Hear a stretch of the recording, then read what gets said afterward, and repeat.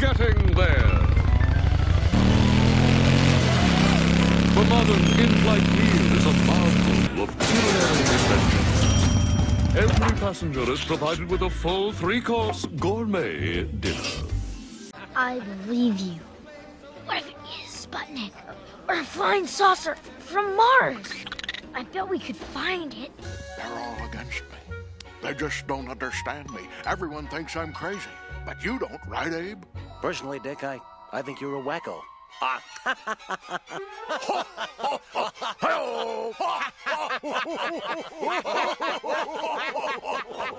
Can I get you anything? An espresso, Danish? It's my image. I've gone down in history as a ruthless dictator, the scourge of the Soviet Union. In the record books, I am hated, feared, and despised. Stalin! What can I do? Everyone knows you're an insane despot who killed millions. Iraq, which had launched an attack on neighboring Kuwait, was driven out by multinational forces led by the U.S. And George Bush took a bold stand on another pressing international issue. Today, the leaders of Britain, the U.S., and the Soviet Union meet in Yalta on the Black Sea to decide who controls what part of Europe. Soviet Premier Joseph Stalin, American President Franklin Roosevelt, and British Prime Minister Winston Churchill. You know, Abe, maybe I should grow a beard. A little facial hair might make me look cuddlier. I think that the people would like that. And this is the Oval Office. Huh? I thought this was the home of the President of the United States! Whoa, creepy vibes. You're freaking me out, man. Why don't you just go with the flow? You mean like this? And all those sails. Now. Veterans Day can be especially hazardous. Watch it, guys. I'm a national treasure. Then there's Independence Day. Incoming! But wait! There's more! And there's no extra charge for the fevers, famine, and hardship! No!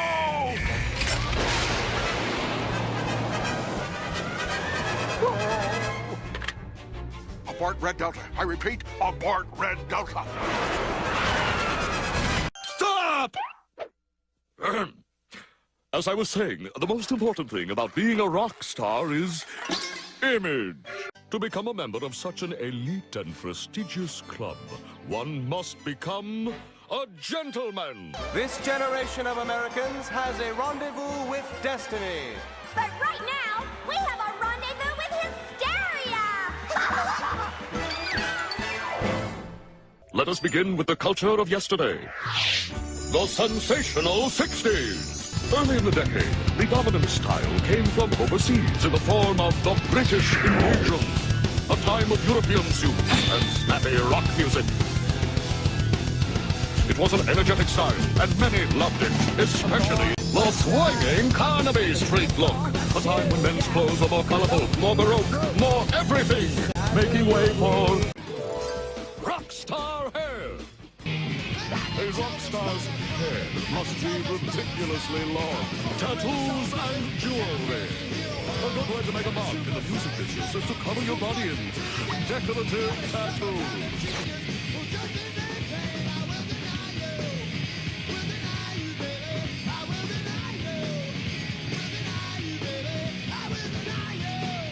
The happening 70s, where fit was a state of mind. Wool, polyester, and plenty of body hair were essential to the smooth bicentennial.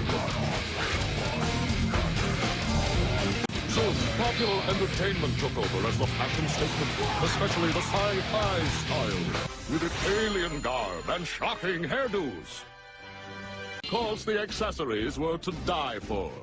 But the 70s also had a look that was bigger than outer space, and they named it disco! With stylish treads so tight they looked painted on, and the higher the platform shoes, the hipper you were.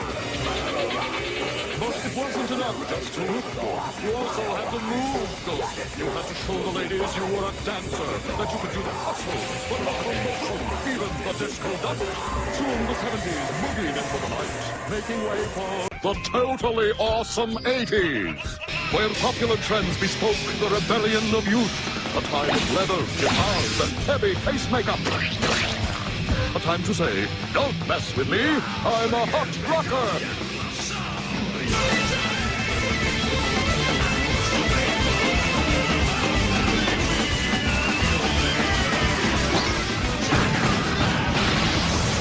But those days of music fashion were soon replaced by a more chic, prosperous look.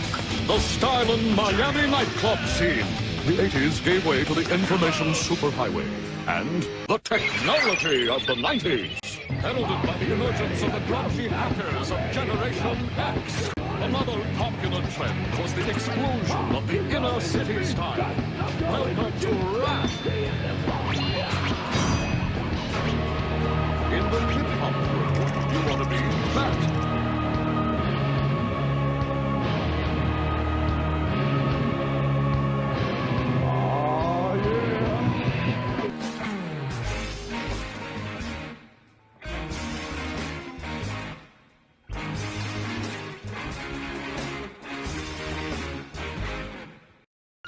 Yes, yes, I will be vindicated. This tape proves I'm innocent.